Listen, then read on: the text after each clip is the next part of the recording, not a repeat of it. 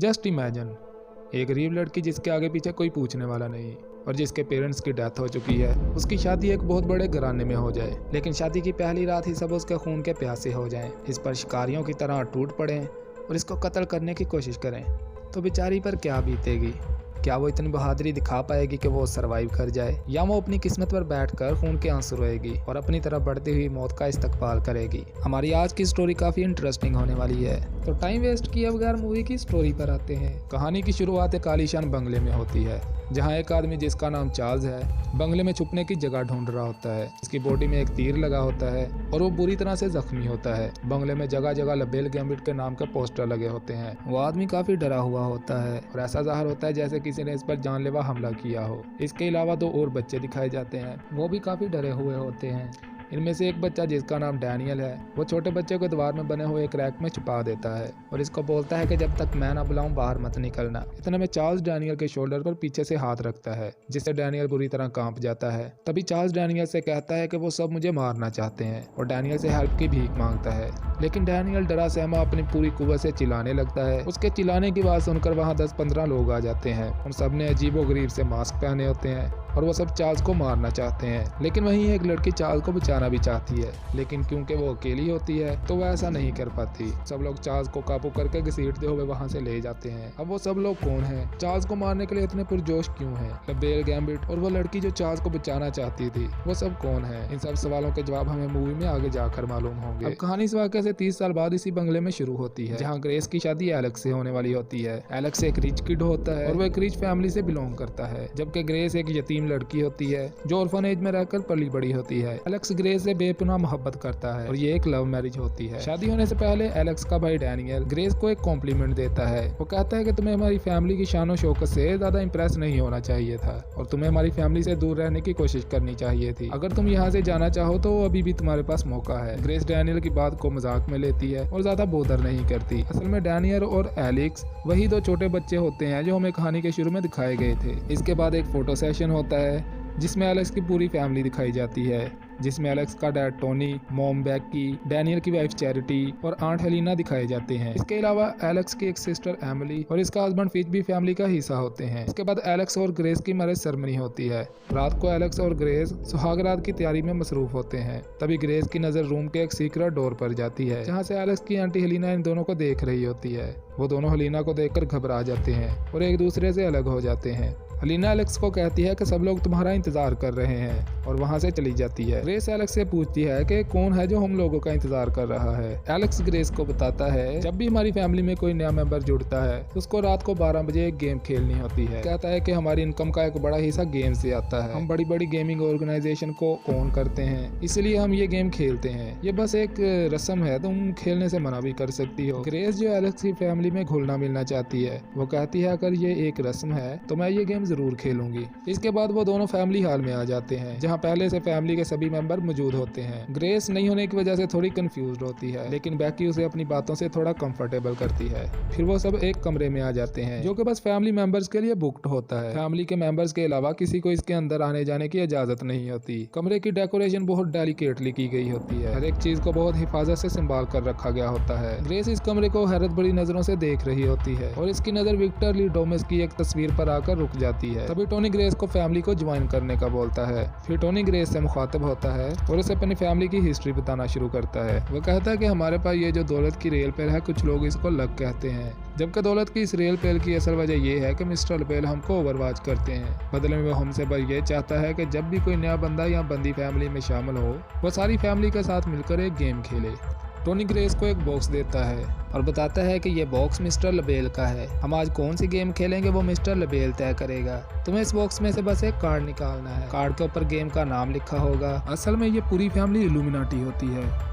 जिन दोस्तों को नहीं पता इल्यूमिनाटी क्या है, वो ये जान लें कि इल्यूमिनाटी एक धर्म है, एक मजहब है, जिसके मानने वाले ना तो चांद सूरज और ना ही हवा पानी, बल्कि वो सीधा सीधा शैतान की इबादत करते हैं। अब शैतान कोई गुड पावर तो है नहीं, वो एक ईवल पावर है, तो जब वो कुछ देता है तो बदले में कुछ लेता भी है। मिस्टर लबेल भी शैतान का ही एक चेला है, जिसने इस पूरी फैमिली को अपने काबू में कर रखा है और लबेल इस फैमिली को शोहरत देने के बदले सिर्फ इनसे ये चाहता है कि फैमिली में जब भी कोई न्यू मेंबर शामिल हो तो वो इस पूरी फैमिली के साथ मिलकर एक गेम गेम खेले। अब कार्ड पर कौन सी गेम निकलेगी ये तो मिस्टर लबेल ही तय करेगा। यार अब ग्रेस जो इन सब बातों से अनजान होती है वह कार्ड पुल करती है। वो जो कार्ड निकालती है उस पर हाइड एंड सीक लिखा होता है। ग्रेस इस पर हंस पड़ती है और पूछती है क्या हम सच में हाइड एंड सीक खेलने वाले हैं। इस कार्ड को देखकर एलेक्स थोड़ा परेशान हो जाता है। वो ग्रेस के कान में सरगोशी करता है और उसे अपने रूम में आने को बोलता है। इस पर ग्रेस उसे बोलती है कि रस्में निभाने में चीटिंग से काम नहीं लिया जाता। अब चूंकि ग्रेस ने कार्ड पुल किया होता है तो पहले उसको छुपना होता है। वो टोनी से कहती है कि जगह जगह कैमरे लगे हुए हैं तो आप लोग तो मुझे आसानी से ढूंढ सकते हो। टोनी उसे बताता है कि हम इस गेम को हमारे बुजुर्गों के तौर तरीकों के मुताबिक खेलते हैं और गेम के शुरू होते ही कैमराज ऑफ कर दिए जाते हैं। इसके बाद एक सॉन्ग प्ले होता है और ग्रेस को छुपने के लिए भेज दिया जाता है। ग्रेस के जाते ही सब लोग चाकू, तीर कमान, रिवॉल्वर और जो भी मिलता है उठा लेते हैं। अभी थोड़ी ही देर पहले जो फैमिली बहुत ज्यादा रिचुअल नजर आ रही थी वो अब हथियारों से लेस होती है। सभी भूखे भेड़ियों की तरह शिकारियों का एक झुंड नजर आ रहे होते हैं। अब ग्रेस जाकर एक फ्लेम बॉक्स में छुप जाती है और इसी के साथ सॉन्ग का काउंटडाउन फिनिश हो जाता है। एलेक्स बहुत ज्यादा परेशान होता है। बैकी चैरिटी को बोलती है कि एलेक्स पर नजर रखना और उसे कमरे से बाहर ना आने देना, लेकिन चैरिटी के आने से पहले ही एलेक्स रूम से बाहर निकल जाता है। अब पूरी फैमिली शिकारियों की तरह ग्रेस को ढूंढने लगती है। ग्रेस अभी भी फ्लेम बॉक्स में बैठी होती है और सोचने लगती है कि पता नहीं और कितना टाइम लगेगा। और उसे ये ख्याल आता है कि अगर किसी ने मुझसे पूछा कि तुम्हारी सुहाग रात कैसी थी तो क्या मैं उसे ये बताऊंगी कि मैंने सारी रात छुपन छुपाई खेलते हुए गुजार दी। उधर फिच और बैकी जो एक साथ होते हैं, फिच बैकी से पूछता है कि अक्सर इसमें कितना टाइम लग जाता है। बैकी उसे बताती है कि जब से मैंने होश संभाला है ऐसा बस एक ही बार हुआ है कि किसी ने हाइड एंड सीक वाला कार्ड पुल किया हो। अब ग्रेस इस छोटे से बॉक्स में बैठे बैठे थक जाती है और बाहर निकल आती है। ग्रेस के कदमों की आहट सुनकर इनकी एक सर्वेंट क्लारा जाग जाती है। क्लारा के जिम्मे अमली के बच्चों की देखभाल का काम होता है। वो देखती है कि अमली का बड़ा बेटा अपने बिस्तर से गायब होता है। उसे लगता है कि ये कदमों की आहट जॉर्जी की है। वो इस आहट का पीछा करती है। उधर एलेक्स ग्रेस को ढूंढ लेता है। वो ग्रेस को मुंह पर हाथ रखकर रूम में पड़े एक बेड के पीछे छिप जाता है। अभी ग्रेस कुछ समझ पाती कि यह सब क्या चल रहा है। इससे पहले क्लारा इसका पीछा करते हुए उसे कमरे में आ जाती है जहां एलेक्स और ग्रेस छिपे होते हैं। इधर में क्लारा को कोई शूट कर देता है। गोली सीधी क्लारा की आंख पर लगती है और इसकी आंख निकलकर दूर जा गिरती है। ग्रेस जो ये सब अपनी आंखों से देख रही होती है उसके तो होश उड़ जाते हैं। उसकी सांस अटक कर रह जाती है। ऊपर का सांस ऊपर और नीचे का सांस नीचे। वो बहुत ज्यादा डर जाती है क्योंकि अभी उसके सामने एक इंसान की लाश गिरी होती है। ये कुछ ऐसा मंजर था जैसा ग्रेस ने कभी ख्वाब में भी नहीं सोचा होगा। तभी अमली रूम में भागी भागी आती है और शोर करने लगती है कि मैंने मार दिया, मैंने कर दिखाया। लेकिन इसकी सारी खुशी खत्म हो जाती है जब वो देखती है कि गिरने वाली लाश क्लारा की है, जबकि उसने इसे ग्रेस समझकर मारा होता है। तभी वहाँ फैमिली के बाकी मेंबर्स भी आ जाते हैं और सभी एमिली को डांटते हैं कि क्या तुम्हें ये दुल्हन दिखाई देती है। अब ग्रेस ने अगर इस लाश को देख लिया तो वो हमारा सारा खेल समझ जाएगी। तभी आंट हलीना एमिली और डैनियल से बोलती है कि जितना जल्दी हो सके इस लाश को ठिकाने लगा दो, वरना हमारा शिकार होशियार हो जाएगा और हम कोई मुसीबत मोल नहीं लेना चाहते। इस पर डैनियल आंट हलीना से पूछता है कि क्या ये कत्ल काउंट होगा। आंट हलीना उसे बताती है कि बिल्कुल नहीं, हमें दुल्हन की लाश गिरानी है और वही कत्ल गिना जाएगा। वो सभी इस लाश को उठाकर वहाँ से चले जाते हैं। ग्रेस जो ये सारी बातें सुन रही होती है वो यह सब सुनकर समझ जाती है कि सारे फैमिली मेंबर्स उसको जान से मार देना चाहते हैं। अब वो और ज्यादा डर जाती है और डर के मारे बोल भी नहीं पाती। लेकिन ये सब लोग आकर ग्रेस को मारना क्यों चाहते हैं। एलेक्स ग्रेस को बोलता है कि जितनी जल्दी हो सके अपना सामान उठा लो, हम लोग भागने वाले हैं। ग्रेस जिसकी समझ में भी कुछ नहीं आ रहा सिवाय इसके कि सब बस उसे मार देना चाहते हैं। वो एलेक्स से पूछती है कि ये आखिर क्या पागलपन है, क्यों सब लोग मेरी जान के दुश्मन बने हुए हैं। अब यहाँ सारी कहानी खुलकर सामने आती है जब एलेक्स ग्रेस को बताता है कि तुमने एक बैड कार्ड निकाला है और बताता है कि हाइड एंड सीक का मतलब है कि तुम्हें छुपना है और सब लोगों को लगता है कि उनको सुबह होने से पहले तुम्हें ढूंढकर कत्ल करना होगा, वरना उन सब के साथ कुछ बहुत बुरा हो जाएगा। यानी इन लोगों का ख्याल होता है कि सुबह होने से पहले या तो वो ग्रेस को कत्ल कर दें, नहीं तो मिस्टर बेस सबको एक एक करके बहुत बुरे तरीके से मार देगा। हालात को देखते हुए तो ये सारा माहौल एक जंग की शक्ल इख्तियार कर चुका है। या तो ग्रेस बहादुरी दिखाए और सूरज के उगने तक सरवाइव कर जाए, या वो लोग ग्रेस को ढूंढकर इसे कत्ल कर दें ताकि मिस्टर बेर की ब्लेसिंग इन पर ऐसे ही बनी रहे। खैर अभी ग्रेस भी अकेली नहीं है, एलेक्स उसको बचाने के लिए उसके साथ खड़ा है। एलेक्स ग्रेस को घर में बने हुए एक अंडरग्राउंड रास्ते पर ले आता है और उसे बताता है कि यहाँ से सीधी चलती जाओ, आगे जाकर एक दरवाजा आएगा जो सीधा किचन में खुलेगा। जब तक तुम वहाँ पहुँचोगी मैं सारे लोग ओपन कर दूंगा, तुम बस दरवाजा खोलना और भाग जाना। लेकिन ग्रेस जब वहाँ पहुँचती है तो वो कंफ्यूज हो जाती है क्योंकि वहाँ एक नहीं बल्कि 2 दरवाजे होते हैं। अब सिचुएशन एकदम क्लियर है, अगर इसने गलत दरवाजा खोला तो हो सकता है सामने मौत इसके इंतजार में खड़ी हो। और होता भी ऐसा है, जब वो दरवाजा खोलती है तो सामने टोनी, हेलिना और डैनियल खड़े होते हैं, जिनके हाथों में क्लारा की ताजा लाश होती है जिसको वो ठिकाने लगाने जा रहे होते हैं। जैसे उनको ग्रेस नजर आती है, सब लाश को फेंकते हैं और अपने हथियार निकालकर ग्रेस पर चलाने ही वाले होते हैं कि एमिली भी वहाँ आ जाती है। वो ग्रेस को सामने देखते ही रिवॉल्वर से इस पर हमला कर देती है, लेकिन इसका निशाना चूक जाता है। अब बाकी सब लोग एमिली के एन ऑपोजिट खड़े होते हैं। गोली के चलते ही सब हड़बड़ा जाते हैं क्योंकि अगर निशाना चूक जाता है तो हो सकता है कि गोली इनको आन लगे। ग्रेस मौके का फायदा उठाते ही वहाँ से भाग जाती है और इस तरह अपने पर होने वाले पहले हमले से बच जाती है। लेकिन क्या ग्रेस की किस्मत हर बार साथ देगी? अब फैमिली के सभी मेंबर्स एक बार फिर एक कमरे में इकट्ठे होते हैं जहाँ टोनी सब पर चला रहा होता है कि अब हमारा शिकार होशियार हो चुका है, और अपने कुछ फैमिली मेंबर्स का भी जिक्र करता है जिन्होंने शादी के बाद मिस्टर लेबेल की गेम खेलने वाली रस्म अदा नहीं की होती और इसी वजह से वो सब मारे गए होते हैं। इन्हीं बातों के चलते एमिली के हाथों गलती से एक तीर चल जाता है जो सीधा एक और सर्वेंट के मुंह के आर पार हो जाता है और वो गिरकर तड़पने लगती है। और इस सर्वेंट में जो बाकी बची खुची जान होती है, हेलिना अपनी कुल्हाड़ी से उसकी गर्दन अलहदा कर देती है। इस पर सब ऐसे रिएक्ट करते हैं जैसे उनके लिए किसी को मरते हुए देखना या मारना कोई आम सी बात हो। अब यहाँ एक बार फिर चैरिटी पूछती है कि क्या ये किल काउंट होगा। इस पर आंट हेलिना कहती है कि हमें ब्राइड को ही मारना होगा और वो भी सुबह होने से पहले, वरना हम सब एक एक करके मर जाएंगे। अब ग्रेस जो सबसे छुपने की कोशिश में होती है, बाथरूम में उसका सामना डैनियल से हो जाता है, लेकिन डैनियल उस पर हमला नहीं करता क्योंकि वो अपने भाई से बहुत प्यार करता है और उसकी पसंद की रिस्पेक्ट करता है। वो ग्रेस से कहता है कि मैं तुम्हें मारना नहीं चाहता, लेकिन गेम का रूल है, तुम्हें देखते मुझे दूसरों को आवाज लगानी है। मैं बस इतनी मदद कर सकता हूँ कि मेरे 10 गिनने से पहले तुम यहाँ से गायब हो जाओ। ग्रेस वहाँ से भाग जाती है और डैनियल सबको आवाज लगा देता है। पहले वहाँ डैनियल की वाइफ आती है। डैनियल और चैरिटी की आपसी डिस्कशन से ये जाहिर होता है कि उन दोनों का रिलेशन कुछ अच्छा नहीं है। अब ग्रेस छुपते छुपाते किचन तक जाने की कोशिश कर रही होती है, तभी उसे एक गन और कारतूस नजर आते हैं। वो ये गन अपने डिफेंस के लिए उठा लेती है, तभी उसकी नजर सामने के एक मिरर पर जाती है। उसे अपनी हालत पर खुद ही तरस आने लगता है। कुछ घंटे पहले की बात थी कि वो एक सीधी सादी लड़की हुआ करती थी, अब उसकी हालत कुछ ऐसी है कि वो खुद को ही नहीं पहचान पा रही।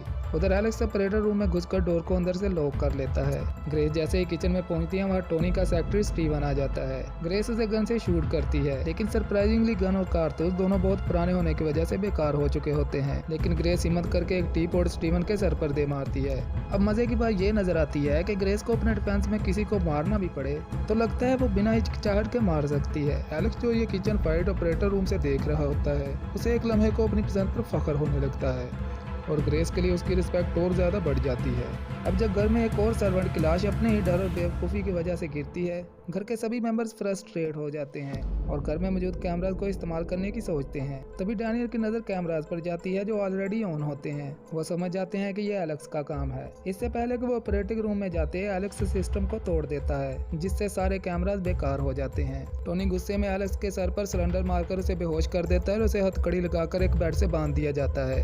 टोनी इस बात पर बहुत परेशान दिखाई देता है कि ग्रेस आखिर हर हमले से कैसे बच निकलती है। यहाँ एक और बात खुलती है कि हेलिना असल में वही लड़की होती है जो मूवी के शुरू में दिखाई गई होती है। अब ये बात समझ में आती है कि आंट हेलिना की शादी चार्ल्स से हुई थी और वो भी एक पसंद की शादी होती है, यानी चार्ल्स भी 30 साल पहले इसी मनहूस कार्ड का शिकार बना होता है। हेलिना टोनी से कहती है मिस्टर लेबेल ये कुर्बानी उसी से लेता है जिसे वो फैमिली को लीड करने के लिए चूज करता है। पहले मैं थी, अब लेबेल चाहता है कि एलेक्स फैमिली को लीड करे। ग्रेस जिसको रियलाइज हो चुका है कि वो घर के अंदर तो कम से कम महफूज नहीं है, वो घर के फर्स्ट फ्लोर से एक विंडो से जंप कर देती है, लेकिन वो इंजर्ड होने से बच जाती है।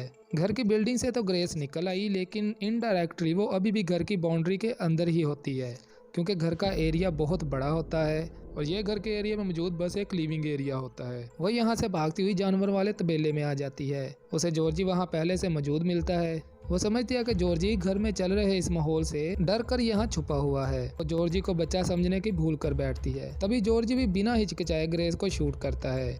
गोली ग्रेस के हाथ के आर पार हो जाती है। बड़ों का पागलपन तो एक तरफ, यहाँ तो बच्चे भी साइको हैं। ग्रेस ने कम से कम एक बच्चे से तो ये एक्सपेक्ट नहीं किया होगा। वो गुस्से में आग बगोला हो जाती है और जॉर्जी को एक पंच मारकर नॉकआउट कर देती है। जॉर्जी जैसे ही बेहोश होकर गिरता है, तभी ग्रेस एक जानवर की मूवमेंट से डरकर बेले की एक बेसमेंट में गिर जाती है। वो जहाँ गिरती है वहाँ काफी सारे इंसानों के ढांचे पड़े होते हैं, यानी ना तो चार्ल्स पहला था, और ना ही ग्रेस इनका आखिरी शिकार थी। ये फैमिली तो आधी मुजरमों की फैमिली है। ग्रेस हिम्मत करके बाहर तो निकल आती है, लेकिन निकलते हुए एक कील इसके हाथ के आर पार हो जाता है। ग्रेस की एक के बाद ये दूसरी इंजरी थी, लेकिन वो हिम्मत नहीं हारती। अब वो भागते हुए घर की बाउंड्री पर आ जाती है और सलाखों से बनी इस बाउंड्री से निकलने की कोशिश में उसकी कमर भी पूरी तरह से छिल जाती है। वो अब बुरी तरह से जख्मी हो चुकी है। वहीं उसके ड्रेस का एक पीस सलाख पर छूट जाता है, जिसे स्टीवन देख लेता है। जब ये खबर घर वालों को मिलती है तो डैनियल कहता है बहुत हुआ, आज हमने काफी फन कर लिया, तो चलो अब जबकि ग्रेस भाग चुकी है तो हम भी सो जाते हैं। सुबह उठकर हमें शादी के गिफ्ट भी खोलने हैं।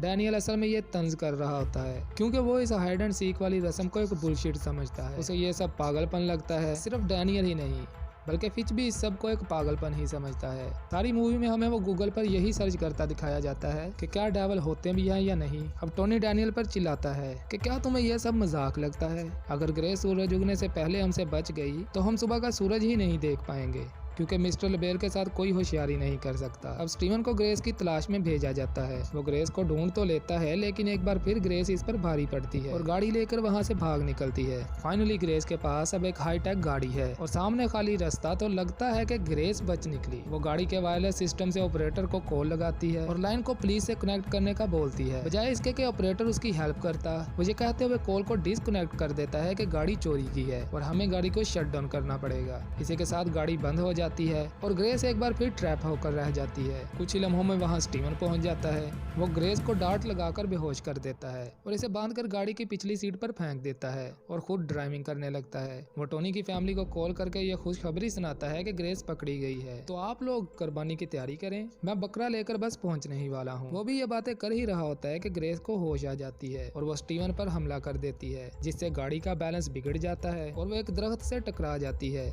जिससे मौके पर ही स्टीवन की डेथ हो जाती है। लेकिन क्या बाहिम्मत लड़की है ग्रेस, जो अभी भी जिंदा है। वो गाड़ी से बाहर निकलती है, लेकिन फिर वही सामने डैनियल खड़ा होता है। डैनियल एक बार पहले भी ग्रेस की हेल्प कर चुका है। अब एक बार फिर ग्रेस उसे बोलती है कि मुझे भागने दो, मैं जानती हूँ कि तुम मुझे मारना नहीं चाहते और ये भी कि तुम एलेक्स से बहुत प्यार करते हो। डैनियल कहता है कि ये सारी बातें सच हैं, लेकिन मैं नहीं चाहता कि तुम्हारी वजह से मेरी पूरी फैमिली मौत के घाट उतर जाए, और वह ग्रेस को अपनी गन से हिट करके गिरा देता है। टोनी ये सब कुछ छुप कर देख रहा होता है। वो ऐसा इसलिए करता है क्योंकि इसे डैनियल की नीयत पर शक होता है, क्योंकि डैनियल कई बार कह चुका होता है कि ये गेम खेलना और किसी को सिर्फ इसलिए मार देना ताकि हम जिंदा रहें सब बुजुर्गों की मनगढ़ंत कहानियां हैं। तभी डैनियल टोनी को बाहर आने का बोलता है। टोनी उसे कहता है कि तुम्हें कैसे मालूम कि मैं भी यहीं मौजूद हूँ? डैनियल कहता है कि मैंने पी रखी है, लेकिन मैं अंधा नहीं हूँ। अब ग्रेस को घर लाया जाता है और उसे एक टेबल पर टाई कर दिया जाता है। कुर्बानी की सारी तैयारी मुकम्मल हो चुकी है और फाइनली ग्रेस भी पकड़ी जा चुकी है। ग्रेस को कुर्बान करने से पहले सब लोग एक जाम पीते हैं और अब टोनी चाकू को ग्रेस के सीने से आर पार करने ही वाला होता है कि उसे क्या आना शुरू हो जाती है। ना सिर्फ टोनी बल्कि बाकी सबका भी यही हाल होता है। ये असल में डैनियल था जिसने जाम में ड्रग मिला दिया होता है,